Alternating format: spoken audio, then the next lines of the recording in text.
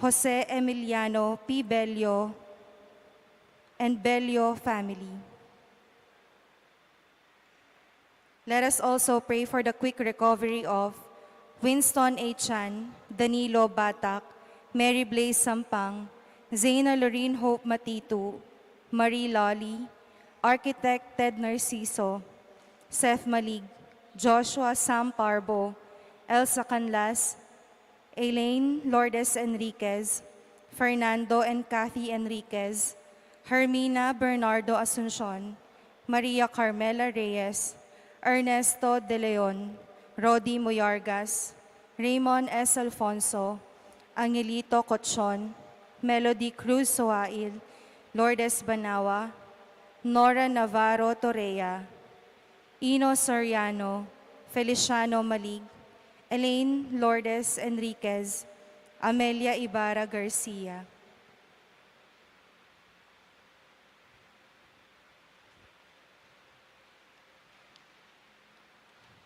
Let us also pray for the donors for the month of June: Ella Gomez, Eloisa Peñaranda, Lourdes 3, YMP, Winnie Josephson, Grace Mortel, Fe Atanasio, Florian Daniel, Esther Magtoto, Cynthia Leonardo, and Tony Cortez.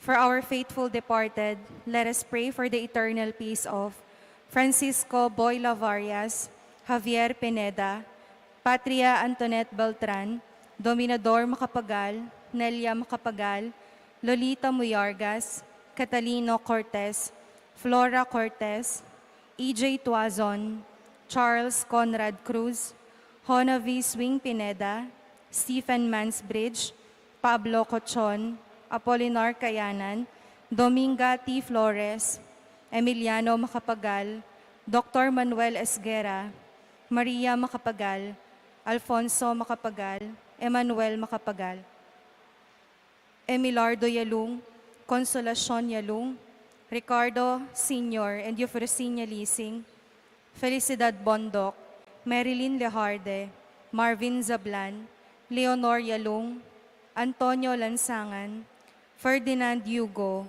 Felipe Y. Pineda, Nasimir Swagen, Aurora Almario, Valentin Almario, Dominador Joselito Jerry, Grace and Rafael Monterrey Sr., Janet and Roberto Monterrey, Jeronimo Jose and Rafael Enriquez, Jose Tari Oxon,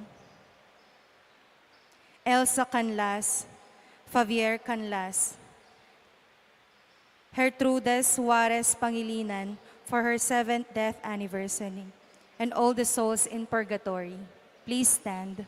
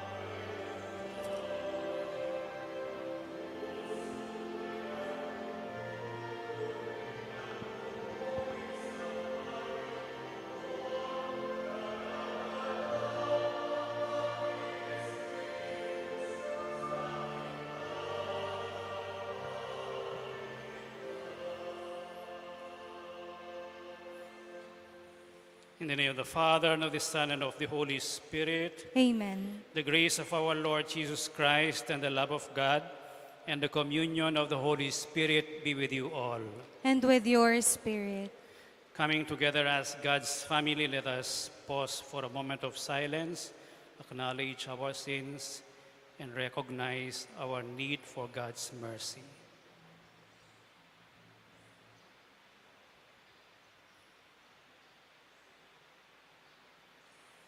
All together, let us say, I confess to Almighty God and to you, my brothers and sisters, that I have greatly sinned in my thoughts and in my words, in what I have done and in what I have failed to do, through my fault, through my most grievous fault. Therefore I ask Blessed Mary, ever Virgin, all the angels and saints, and you, my brothers and sisters, to pray for me to the Lord our God.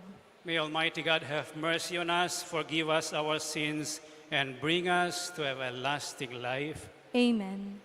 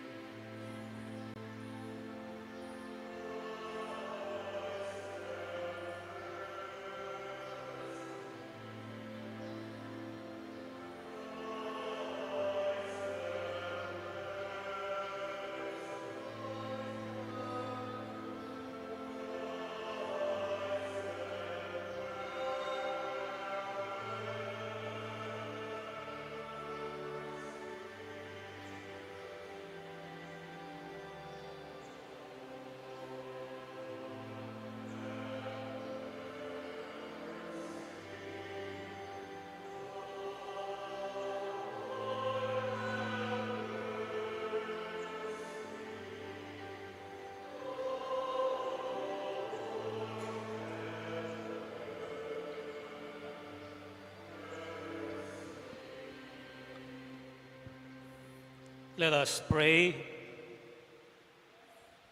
Grant, Lord God, that we, your servants, may rejoice in unfailing health of mind and body, and through the glorious intercession of Our Lady of Lourdes, may we be set free from present sorrow and come to enjoy eternal happiness.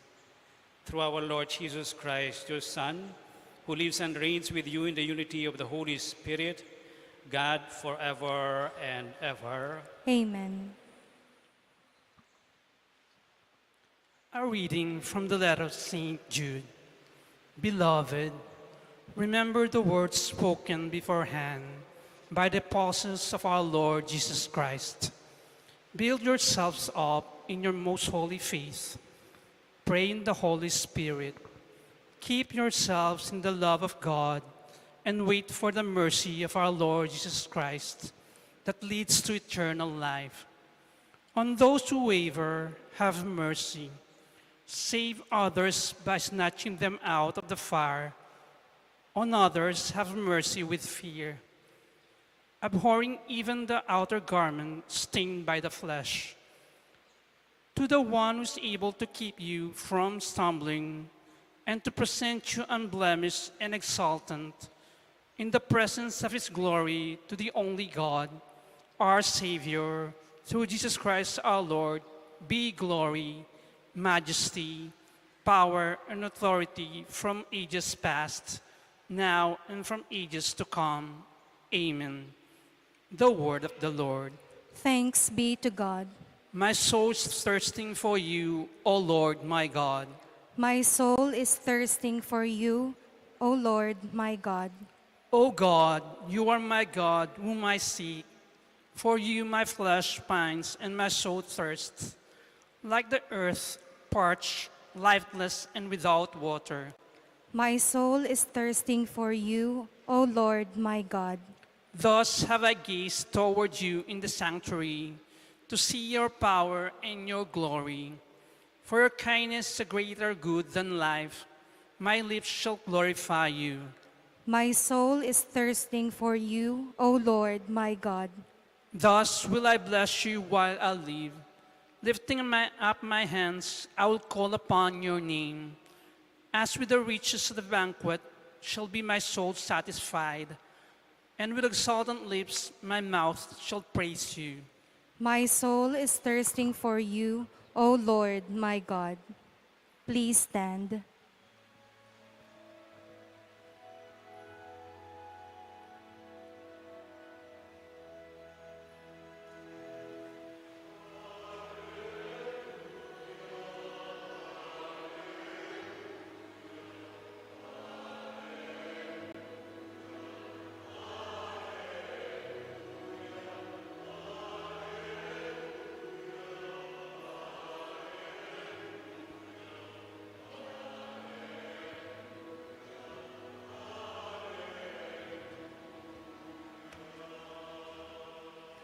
Let the word of Christ dwell in you richly, giving thanks to God the Father through him.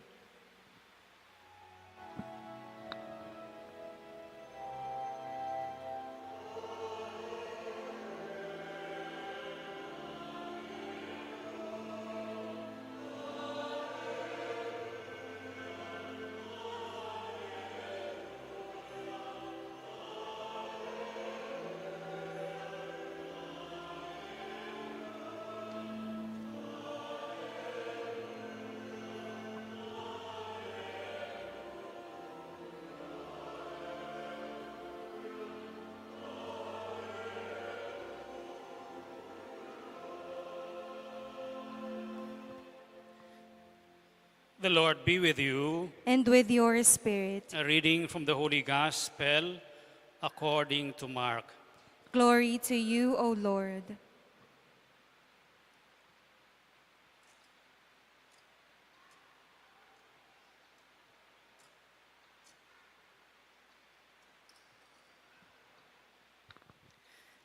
Jesus and his disciples returned once more to Jerusalem.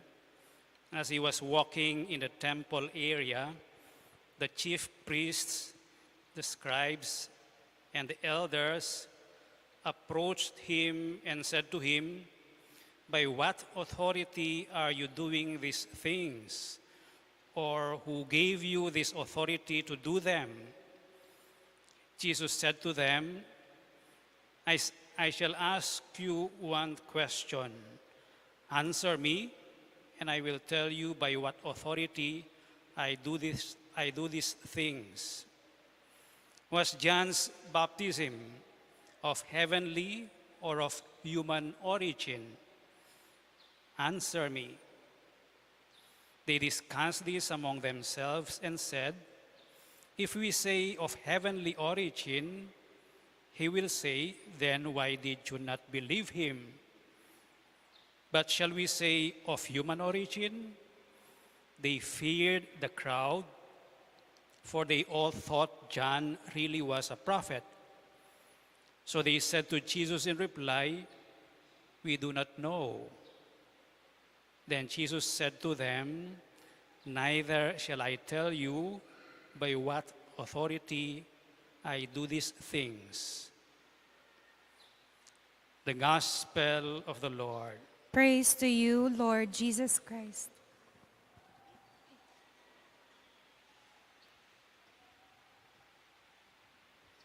In a recent interview of Pope Francis, he revealed what happened in 2013, I think, in 2005, when the cardinals were gathered together to elect the successor of Saint John Paul II, which eventually elected Pope Benedict XVI. Sabi niya sa interview, yung mga cardinals merong vow of silence on what takes place during the conclave or the election of the Pope. Pero wala naman vow of silence kapag Pope ka na, sabi niya. So he revealed something of what happened during that time. Sabi niya, during that time, there was a group that tried to prevent Cardinal Ratzinger from getting elected as Pope and for gaining a lot of voters. So what this group did was bring in the name of Cardinal Bergoglio, Pope Francis, no, para meron siyang kompetisyon si Cardinal Ratzinger. At na-sense ni Cardinal Bergoglio na merong interest itong grupong ito. Na once they are assured na hindi ma-elect si Cardinal Ratzinger, ilalaglag nila si Bergoglio. At meron silang ipapasok na bagong pangalan who will become Pope. When Cardinal Bergoglio daw, according to the Pope, was able to sense this, he approached yung leader of the group. Please do not play with my candidacy and do not use my name. When the other cardinals heard that, they swung their votes to Cardinal Ratzinger and he became Pope Benedict XVI. What am I trying to say? Kahit na mga cardinals, during the conclave, meron silang kanya-kanyang interest. But it is still believed that yung election ng bagong Pope is inspired by the Holy Spirit. Siguro kung hindi sinabi yon ni Cardinal Bergoglio, baka nasunod yung interest ng grupong yon. If you noticed lately, nagkaroon ng reorganization sa Senado. Meron ding mga congressmen who are pursuing yung extrajudicial killing investigation. Yung investigation din ng mayor ng Bamban, no? In relation to Pogos. Bawat session sa Senate, after that, kanya-kanyang senador nag-hold ng press conference. No?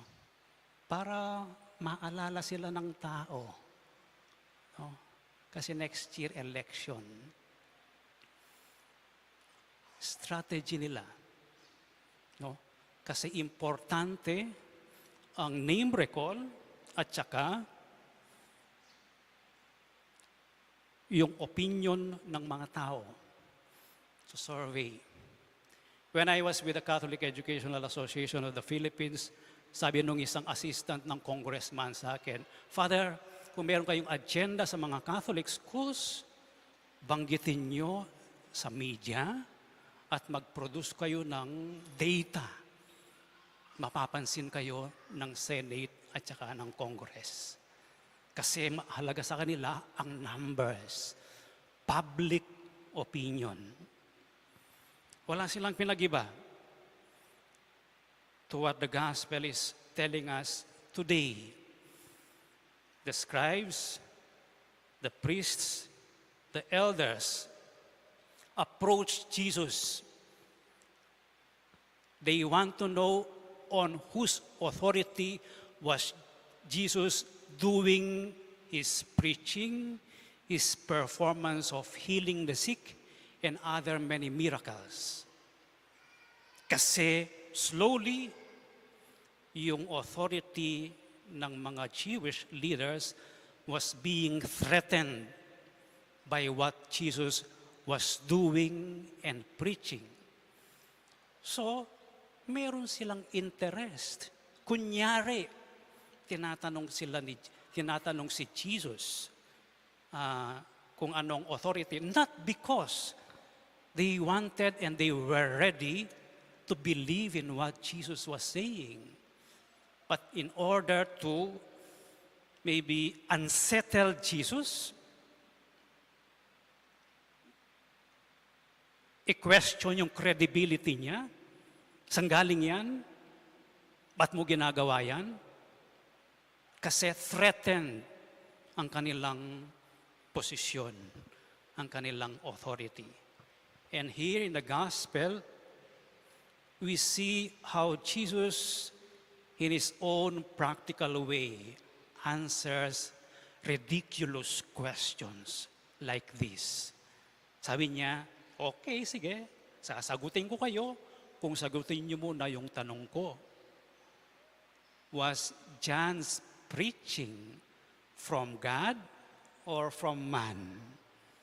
And they discussed among themselves. Survey. Kung sasabihin natin from God, ang sasagot ni Jesus, bakit hindi kayo naniwala kay John the Baptist? Sa preaching of John the Baptist, who prepared the coming of the Messiah, who prepared the way of the Lord. Why did you not believe him? Kasi if you believe John, you will not question my authority. So sabi ng mga scribes, Pharisees, and the elders, but if we say human origin yung ginawa ni John the Baptist, babatuin tayo ng mga tao. We will lose the loyalty of people, public opinion. Kasi paniwala ng mga tao, John was a prophet. So, yes or no? God or human? They settled for the safe answer. We do not know. Neither will I tell you, sabi ni Jesus, kung saan authority nanggaling ang aking ginagawa. What do we have here? Two things. Public opinion, survey, externals. Our faith. Do we exercise our faith because people see it?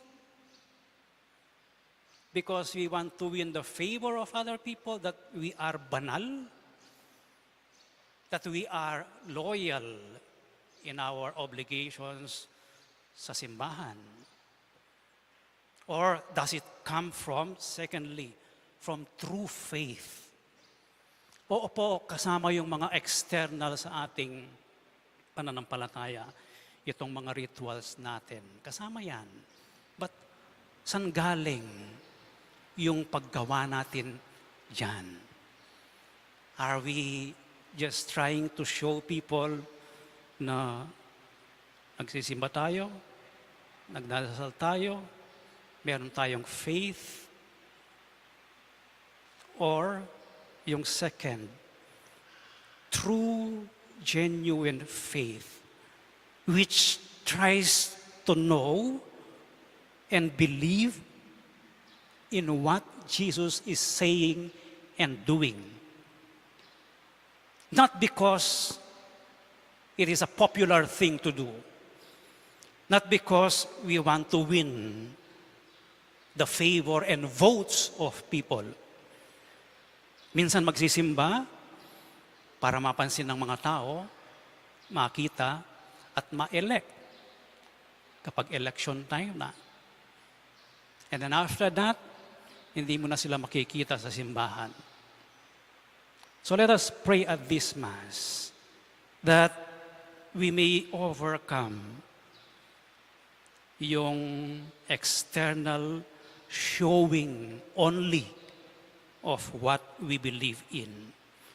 But let us pray for a deeper and genuine belief in God through our Lord Jesus Christ in His words and deeds. Let our faith deepen by overcoming our self-interest and bringing in a deeper knowledge and understanding of who Jesus really is, of what the church really is, in its continuation. The church simply continues the mission of Jesus on earth. And that mission is unveiled to us, is revealed to us slowly by the help of the Holy Spirit.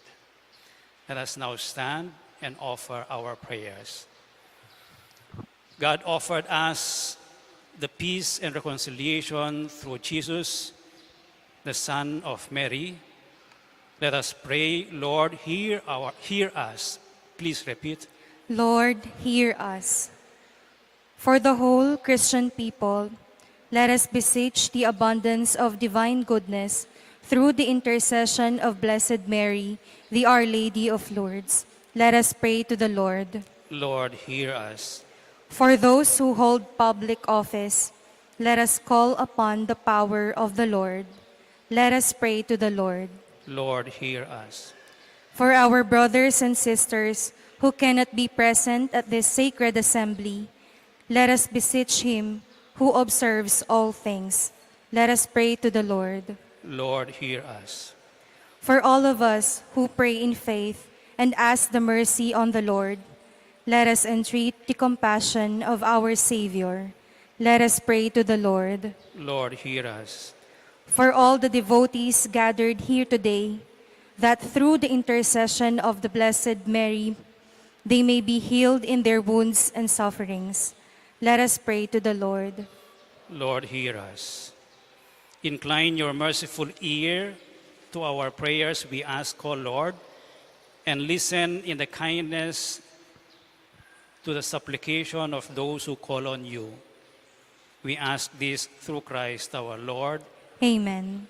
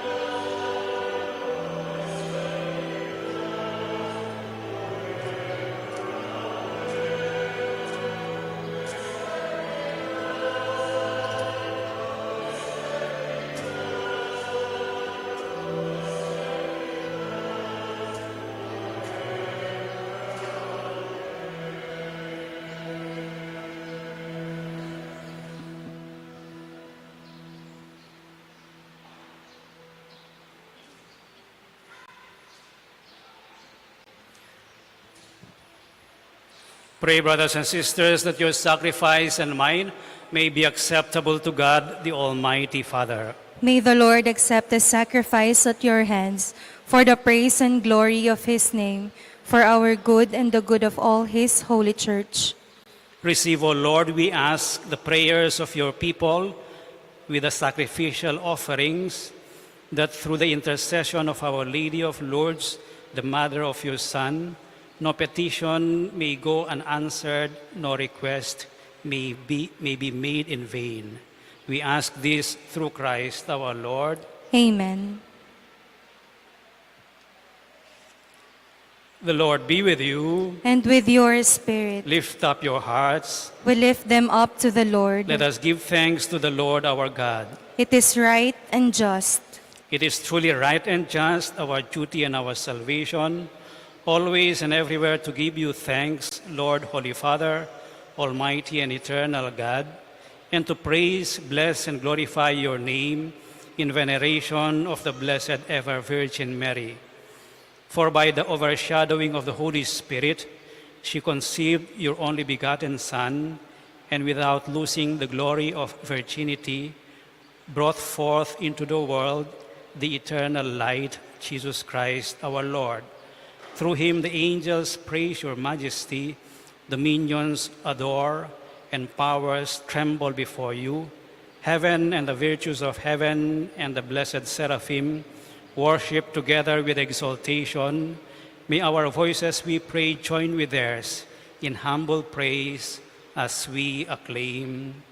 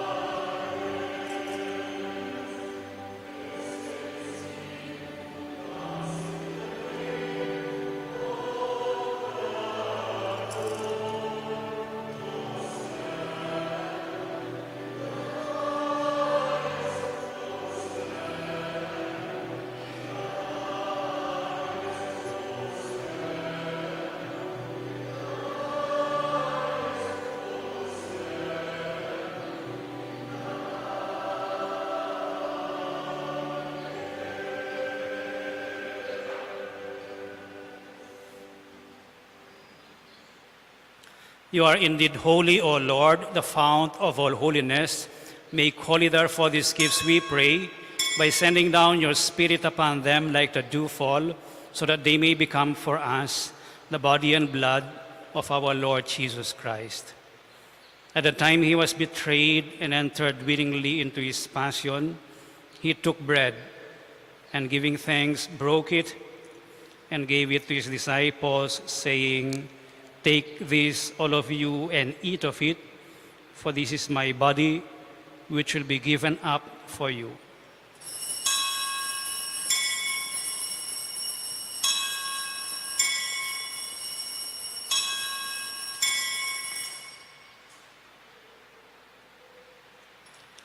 In a similar way, when supper was ended, he took the chalice, and once more giving thanks, he gave it to his disciples, saying, "Take this, all of you, and drink from it, for this is the chalice of my blood, the blood of the new and eternal covenant, which will be poured out for you and for many for the forgiveness of sins. Do this in memory of me."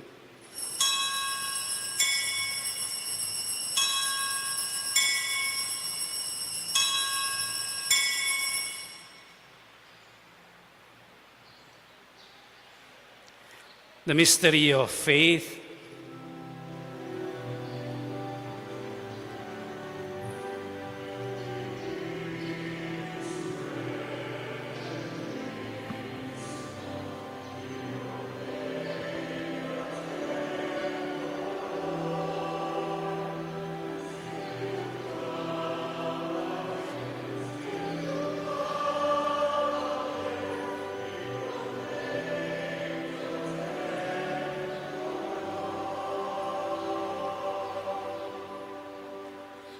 Therefore, as we celebrate the memorial of his death and resurrection, we offer you, Lord, the bread of life and the chalice of salvation, giving thanks that you have held us worthy to be in your presence and minister to you.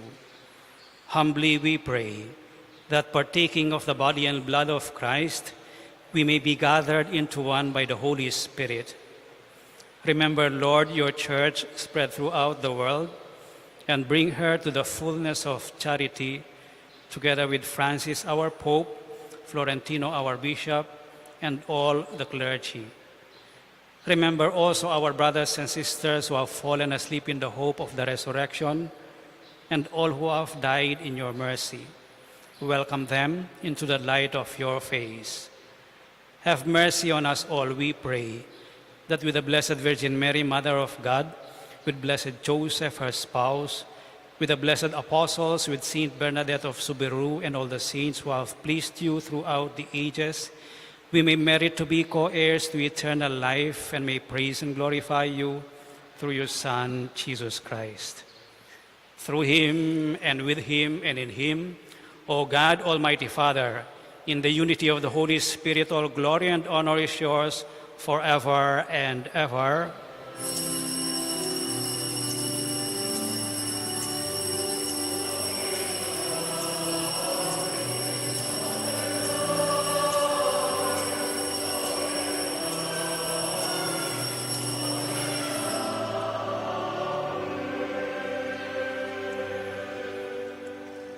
With faith and confidence, now let us pray for the coming of the kingdom as Jesus taught us.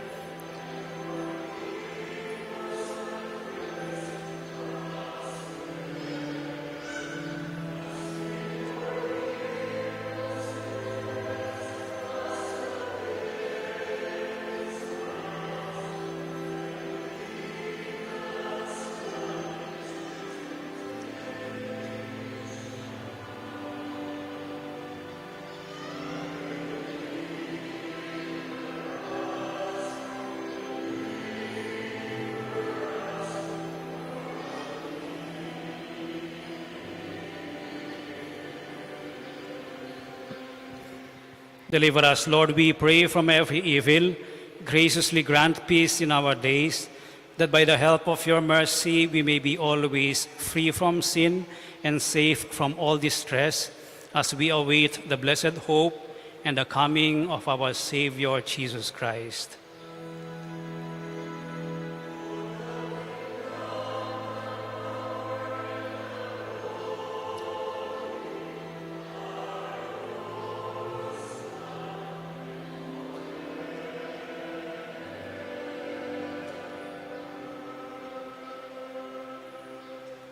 Lord Jesus Christ, who said to your apostles, "Peace I leave you, my peace I give you," look not on our sins, but on the faith of your church, and graciously grant her peace and unity in accordance with your will, who live and reign forever and ever. Amen. The peace of the Lord be with you always. And with your spirit. Let us share with one another now the peace of Christ.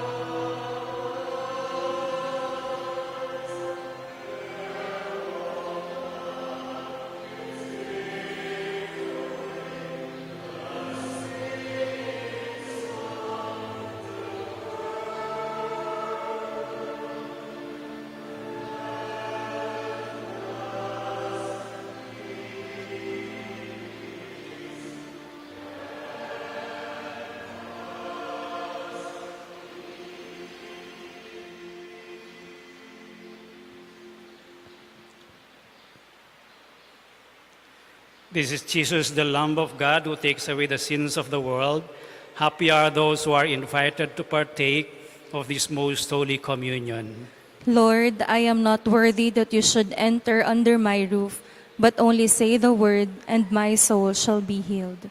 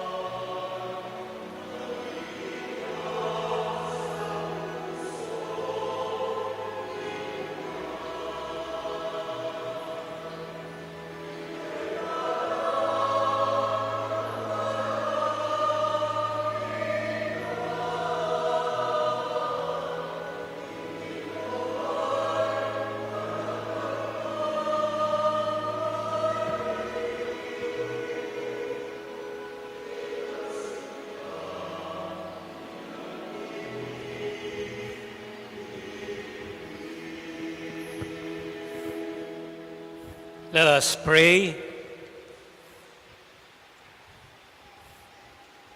As we receive this heavenly sacrament, we beseech, O Lord, your mercy, that we who rejoice in commemorating the Blessed Virgin Mary may, by imitating her, serve worthily the mystery of our redemption.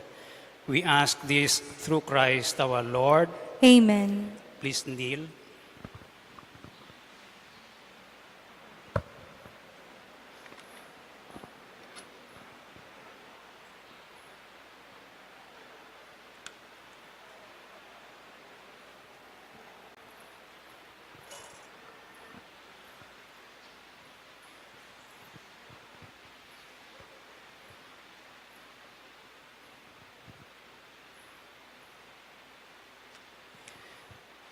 O sacrament most holy, O sacrament divine, All praise and all thanksgiving be every moment thine. our Father who art in heaven, holy be your name, your kingdom come, your will be done on earth as it is in heaven.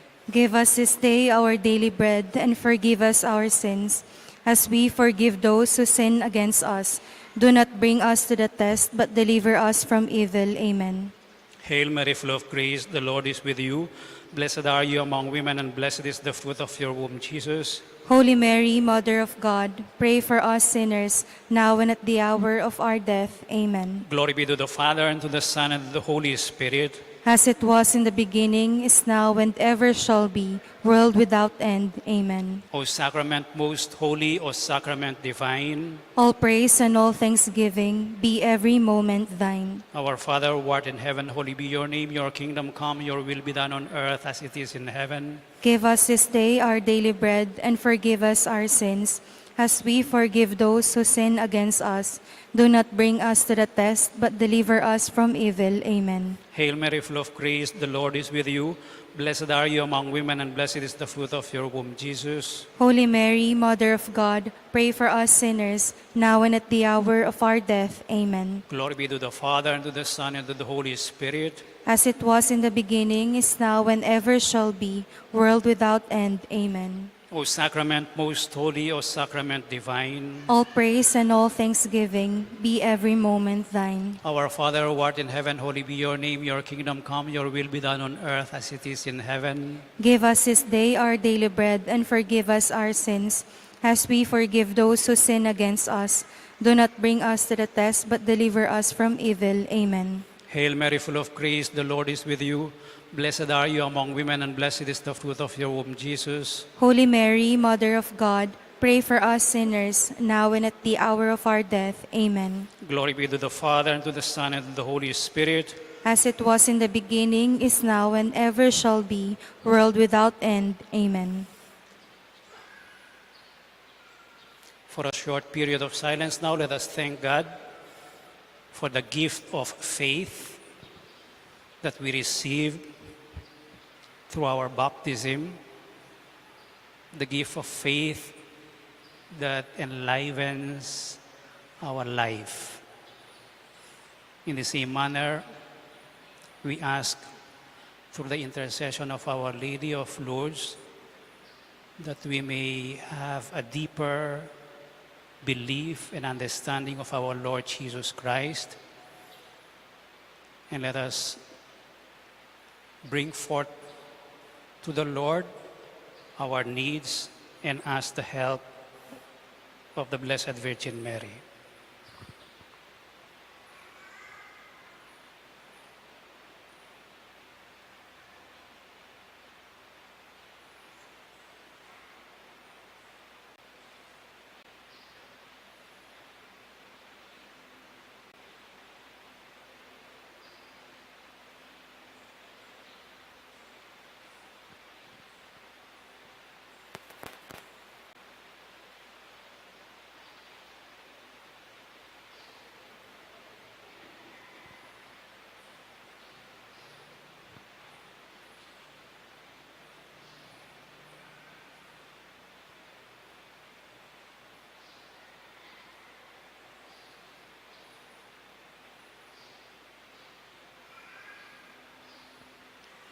Let us now sing Tantum Ergo.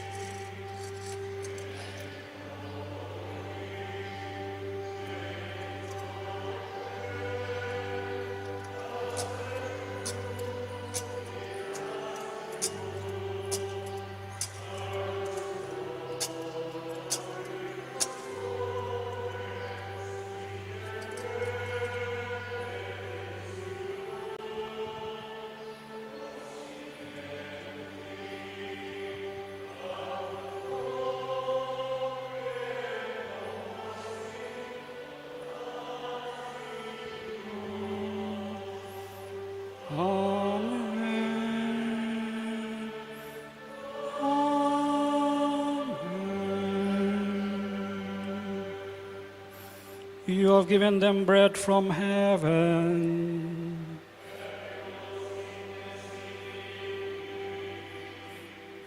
Let us pray. O God, who in this wonderful sacrament have left us a memorial of your passion, grant us, we pray, so to revere the sacred mysteries of your body and blood, that we may always experience in ourselves the fruits of your redemption, who live and reign with God the Father in the unity of the Holy Spirit, God forever and ever.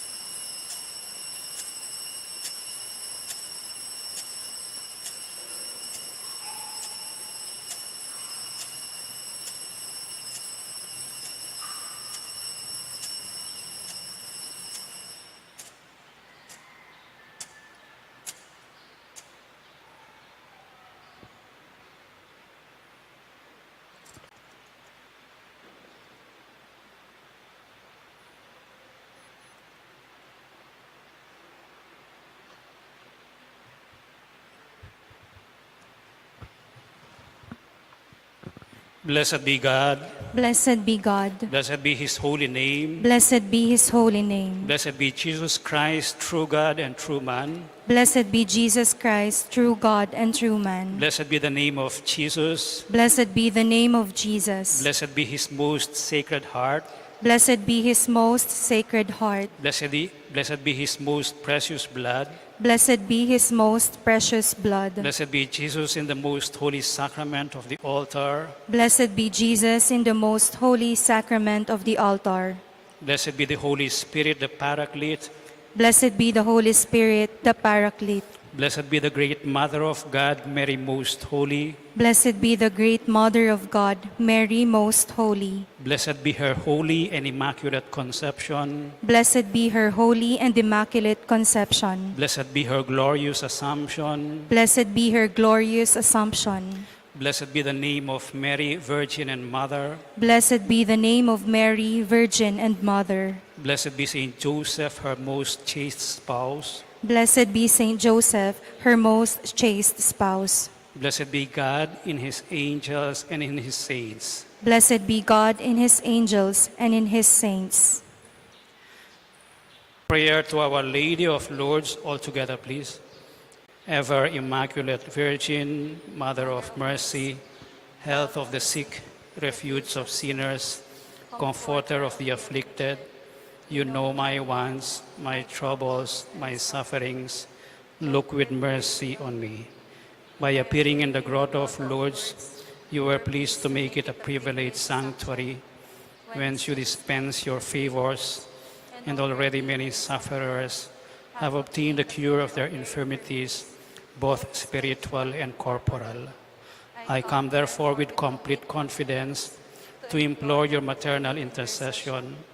Obtain, O loving Mother, the grant of my request. Through gratitude for your favors, I will endeavor to imitate your virtues, that I may one day share your glory. Amen. Our Father, who art in heaven, holy be your name. Your kingdom come, your will be done on earth as it is in heaven. Give us this day our daily bread, and forgive us our sins, as we forgive those who sin against us. Do not bring us to the test, but deliver us from evil. Amen. Hail Mary, full of grace, the Lord is with you. Blessed are you among women, and blessed is the fruit of your womb, Jesus. Holy Mary, Mother of God, pray for us sinners, now and at the hour of our death. Amen. Glory be to the Father, and to the Son, and to the Holy Spirit. As it was in the beginning, is now, and ever shall be, world without end. Amen.